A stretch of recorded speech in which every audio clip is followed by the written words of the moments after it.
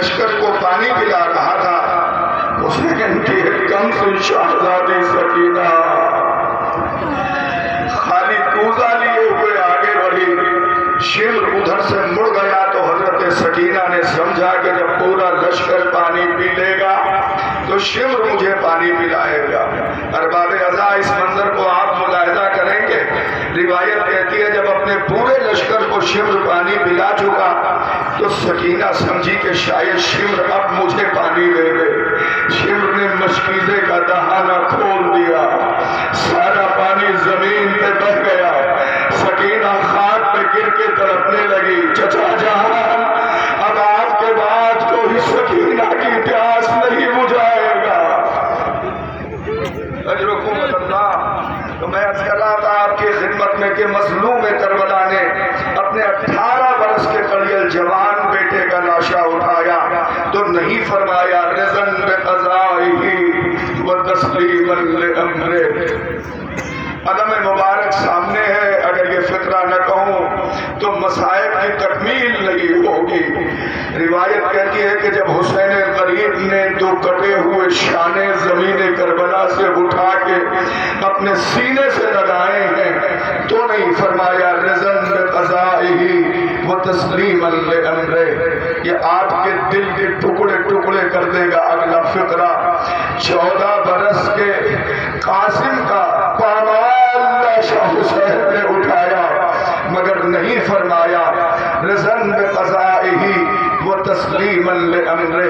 روئیں گے آپ انشاءاللہ اپنے پیارے بھانجے اور محمد کا لاشا حسین اٹھا کے لائے مگر نہیں فرمایا رضن بقضائہ وتسلیما لامرہ۔ اللہ جانے یہ ننھا سا جنازہ کتنا وزنی تھا۔ جزاک اللہ جزاک اللہ۔ ایک اور جنازوں میں اور جناب علی اصغر کے جنازے میں صرف 2 منظر پیش کروں گا، ایک باپ کی بے کسی اور ایک ماں کی بے کسی، بس اسی پہ تقریر ختم کر دوں گا۔ جزاک اللہ خیر الجزا۔ جب حسین مظلوم یہ ننھا سا جنازہ اپنے ہاتھوں پہ لیے ہوئے مقتل سے خیام کی جانب روانہ ہوئے تو روایت کہتی ہے قدم حسین کے آگے نہیں بڑھتے تھے۔ مجھے نہیں پتا کہ وہ کون سی چیز تھی جو حسین کے قدموں کو آگے بڑھنے سے روکتی تھی، البتہ آگے تو بڑھتے تھے مگر پھر آگے بڑھنے کی ہمت نہ پڑتی تو حسین واپس آتے اور یہی فرماتے انا للہ وانا الیہ راجعون رضن بقضائہ وتسلیما لامرہ۔ مجھے یقین ہے کہ اس فقرے پہ آپ آنسو ضرور بہائیں گے۔ آپ بتائیے کسی بھی شہید کا لاشا لے کے امام حسین خیمے کی طرف گئے ہوں تو پیچھے نہیں ہٹے مگر صرف ایک ننھا سا جنازہ ہے جناب علی اصغر کا، اولاد والوں کا مجمع ہے۔ مسجد کی جانب ہماری بیویاں بیٹھی ہوئی ہیں جو کنیزان جناب زینب و جناب رباب ہیں۔ میں ایک فقرہ کر رہا ہوں، تھوڑی دیر اپنے بچوں کو پیار نہ کرنا، اس لیے کہ ایک ایسے بچے کے مصائب پڑھے جا رہے ہیں جس کی ماں کا دودھ خشک ہو چکا تھا، وہ اپنے بچے کو دودھ بھی نہیں پلا سکتی تھی۔ امام مظلوم کربلا 7 مرتبہ آگے بڑھے ہیں اور 7 مرتبہ پیچھے ہٹے ہیں۔ غیور امام کو حیا آتی تھی کہ جب در خیمہ پہ پہنچوں گا تو رباب کو کیا جواب دوں گا۔ جزاک اللہ۔ آپ حق گریہ ادا کر رہے ہیں، میں کوشش کرتا ہوں کہ اسی مسائل کو پڑھا جائے جس مسائل کو ہمارے بزرگ علماء نے مسلسل پڑھا ہے اور اسی میں گریہ کا حق بھی ہوتا ہے۔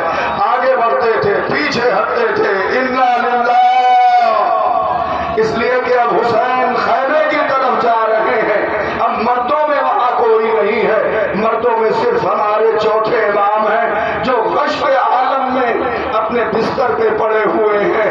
اب ظاہر ہے کہ اس وقت جو جنازہ حسین لے کے جا رہے ہیں اب مردوں میں سے کوئی زندہ نہیں ہے، صرف خواتین ہیں اور خواتین کا دل نرم ہوتا ہے، خاص طور سے ماں کا دل۔ اس لیے امام حسین علیہ السلام کے چلتے ہوئے قدم رک جاتے ہیں، ہمیں ہمیں لگتا ہے کہ رباب کی صورت امام کے نگاہوں میں پھر جاتی ہے کہ جب وہ اپنے بچے کی خیریت پوچھنے کے لیے آئے گی، جزاک اللہ پروردگار آپ کو کسی غم میں نہ رلائے۔ البتہ امام حسین علیہ السلام نے اپنے ردا سے علی اصغر کا ننھا سا جنازہ چھپا لیا اور پھر یا علی مدد کہہ کے رباب کے خیمے کی طرف حسین نے اپنے قدم کو بڑھایا۔ جزاک اللہ۔ خوب گریا کرنے میں زیادہ دیر مصائب نہیں پڑھوں گا عزادارو۔ روایت کہتی ہے امام حسین خیمے کے در پہ پہنچے۔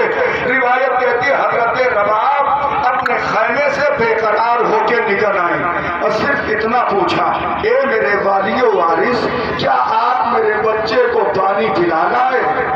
دیکھیں ہم سب نے اپنی اولادیں پالی ہیں، اگر ایک پیاسے بچے کو باپ پانی پلانے کے لیے جائے اور اسے پیاسا واپس لائے تو اسے حیا آئے گی۔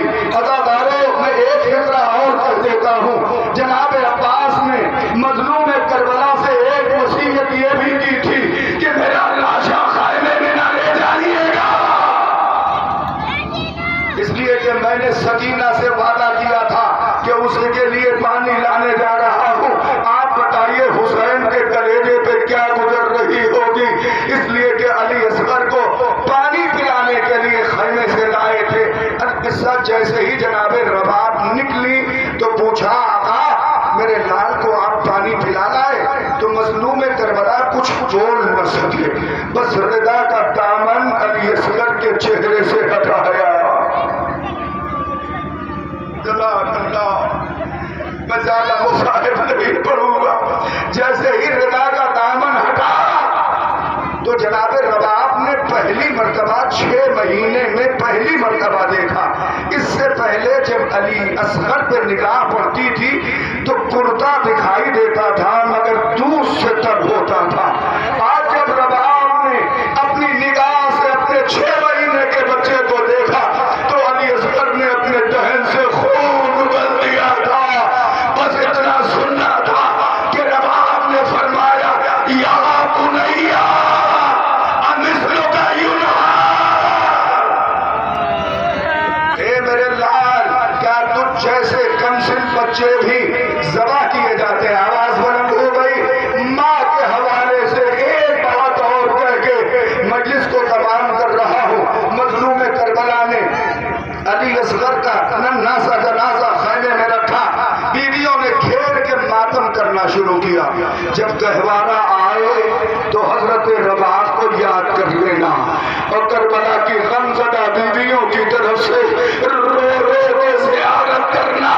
اے عزادارو، جب بیویوں کو بہت بے قرار دیکھا آقا حسین نے تو ننھا سا جنازہ اٹھایا، لے کے پسے خیمہ گئے، ذوالفقار سے ننھی سی تربت بنائی،